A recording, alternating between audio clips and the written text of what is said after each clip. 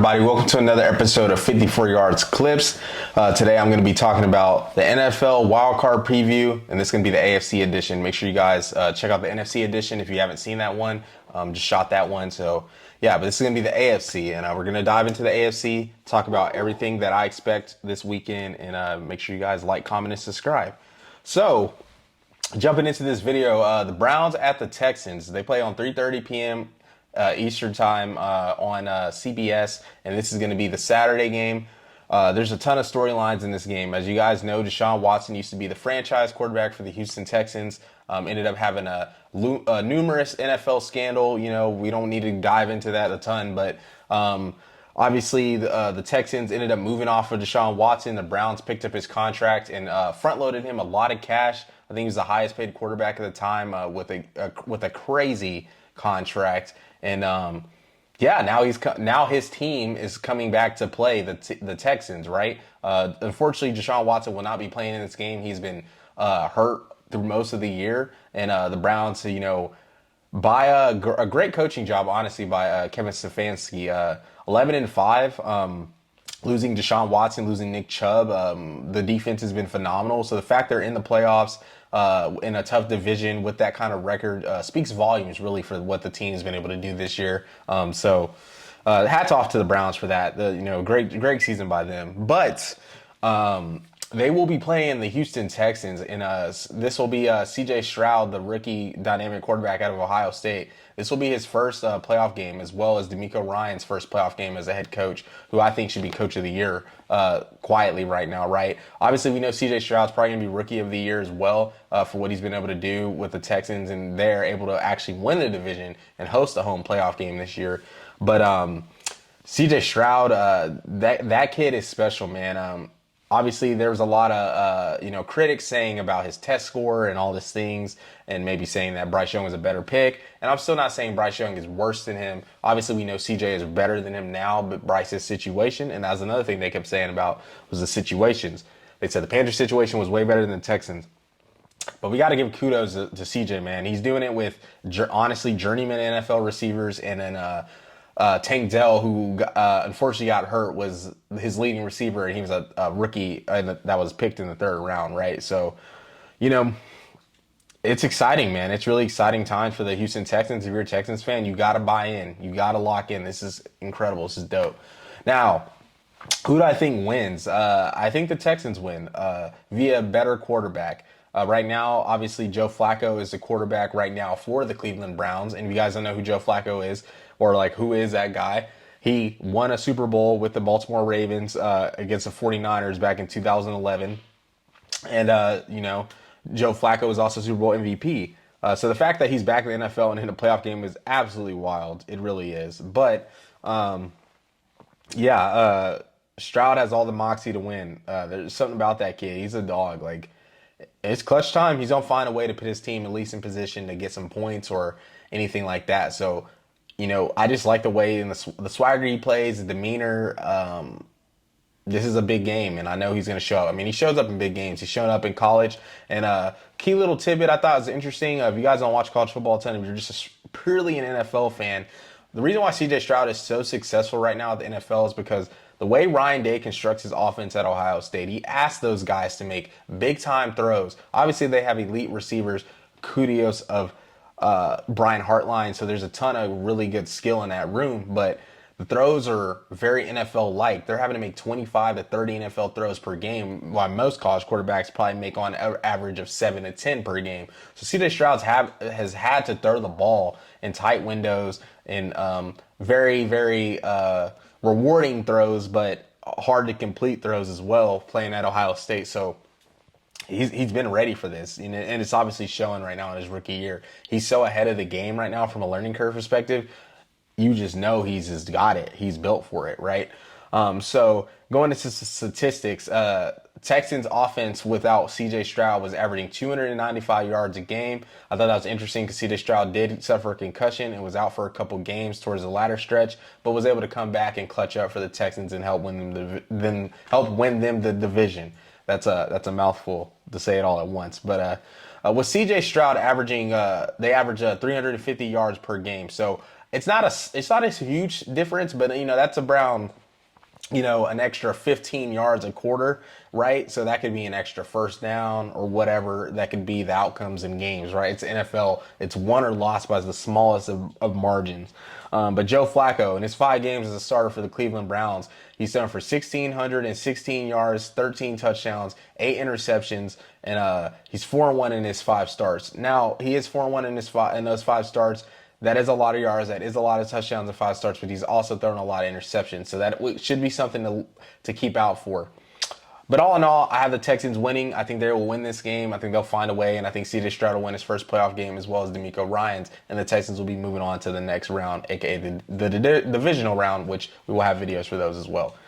Now we have the Dolphins at the Chiefs, and the weather right now is crazy. So I had made some notes about this game literally prior to shooting this video, right? And I'm gonna pull up the Chiefs Dolphins on Twitter and just kind of pull up what the weather's looking like.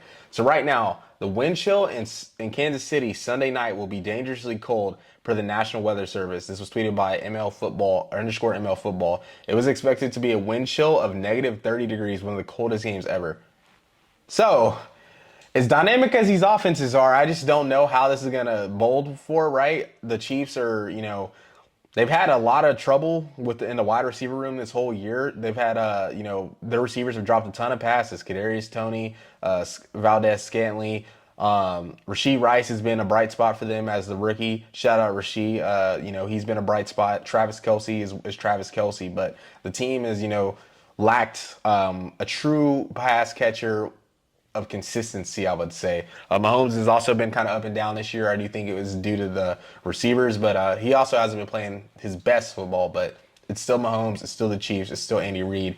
And they also have Isaiah Pacheco, who, runs like a madman every time he gets the ball. Like, he looks like he's about to, run through the door in front of you, right? But the Chiefs, man, they're the Chiefs, right? They're playing at Arrowhead. This game really suits them well because they're used to playing in cold environments, outside environments. Now, for the Dolphins, they ended up losing to the Bills, so they have to go to Arrowhead, and this is a homecoming for Tyreek Hill, another big storyline. If you guys don't know, Tyreek Hill was on the Chiefs for a lot of years, won a Super Bowl with them, and, is considered one of the best receivers in the NFL, if not the best receiver in the NFL right now, right? So very dynamic, very explosive, but the weather is going to be such an issue. Tua gets a lot of scrutiny from his injury history in the past, and also he's not the biggest quarterback. So playing in a windy, cold game isn't going to really fit him as his traits well enough, I think, right? But you have Mostert and A-Chain. I think Mostert's been kind of banged up, as the rest of the Dolphins have been pretty banged up as of late. So I'm not too sure he's going to come back. But a lot of those run plays by Mike McDaniels are very speed oriented, toss heavy, pitch heavy. Runs to the outside. I don't know in a game like this if that's going to work. Now, the Dolphins can't run the ball, but like I said, it's very schemed up to utilize the speed of those running backs. So I don't really know what's going to be the true key with all of this, right? But yeah, just a couple of statistics. Like I said, it was battle of offenses before the weather was super, super bad, or what is presumed to be super bad, right? But the Chiefs are 10th in passing offense and 10th in rushing. The Dolphins are 14th in passing offense and 14th in rushing offense. And the Chiefs are 2nd in total defense, and the Dolphins are 10th in total defense. So these are just really two complete good football teams. Very good teams, right? Good quarterback play, good coaches, good offense, good defense. This is a good matchup for both teams. The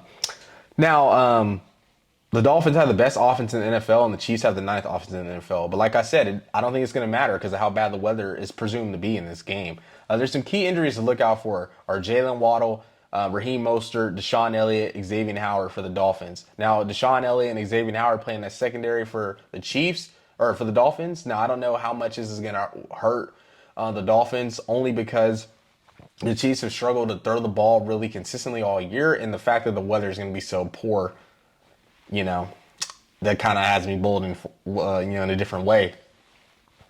Jalen Waddle, a key contributor for the Dolphins. him being out is definitely a tough blow, but the weather, like I said, Raheem Mostert, I think if you can get him back, you want to just have your two best backs on the field. But he's having a career year, and you want him in this game back. Now I have the Chiefs winning. The line is -4, and the point total is 44 points. So cold weather plus advantage. Cold weather, I have advantage Chiefs. If I were to bet on this game, I would take the Chiefs spread, and I would take under the points because of the weather. So you lock your bets in good early, you're good. Alrighty. So we also have the morning game on Sunday, and that is the Steelers at the Bills. This game is just kind of a shocker. Mike Tomlin just seems to do it again, makes the playoffs again, just hangs around 8-8, barely 500, but finds a way to make the playoffs. One of the most consistent coaches in the NFL. I'm hoping he can get a quarterback or something, to kind of, get over the hump. But I mean, he makes the playoffs year in and year out and gives his team a chance, right? So Steelers at the Bills. The Bills have really turned the tide. I know they were playing pretty bad football, but the fact they're a 2 seed, won the AFC East, and hosting a playoff game in December, that's what you want, right? They're playing some good football right now. 24th best offense in the NFL versus the 20th best defense. So, it's very, like, I don't know. And these statistics, the 24th best offense is the Steelers, and they also have the 20th best defense. So it's like, how did they make the playoffs? Like I said, Mike Tomlin just does it time and time again, and you cannot doubt the guy, right? Now the Bills, Josh Allen in his last 5 wins, 5 touchdowns, 5 interceptions, 11 total touchdowns, 3 fumbles, 8 turnovers total. Now I'm kind of a Josh Allen critic. I do think he's pretty overrated. I do think he's a very good quarterback, very talented, scores a bunch of points, but he'll give you 50 touchdowns and 30 turnovers. To me, that's just not sustainable long-term playing winning football, because even if you're scoring points, you're going to be turning the ball over in some of the most crucial times in a football game, and that will cause you to lose. And I also think that's kind of why they haven't gotten over the hump, because the teams have been good enough to get over the hump, right? So, Bills should handle business in this game. I don't think this game should be close at all. I really don't. I don't think the Steelers match up at all for the Bills. And and they're playing Mason Rudolph. Like, it's just not looking too hot. But I got Bills covering -10, and then the point total is 36 points. I'm gonna take the over on the points. But yeah. All right, guys, if you like this episode of 54 Yards Clips, make sure you guys like, comment, and subscribe. You can find us everywhere at Opinionated Sports on Twitter, Instagram, and TikTok, obviously on the YouTube channel. If you guys, like UFC videos, we have a podcast coming soon called Double Knockout, so make sure you tell all your UFC friends about it, MMA friends about it, to come subscribe on this channel. It'll be super fun, unique type of skill set, unique type of podcast for you guys to listen to. And we got some other stuff coming, obviously, with football, off-season, college football stuff all year long. There's no off-season, and some other fun videos. Guys, gotta stay tuned for that. So, yeah, it's your boy Cam from Opinionated, and I'll catch you guys for the next one. Peace.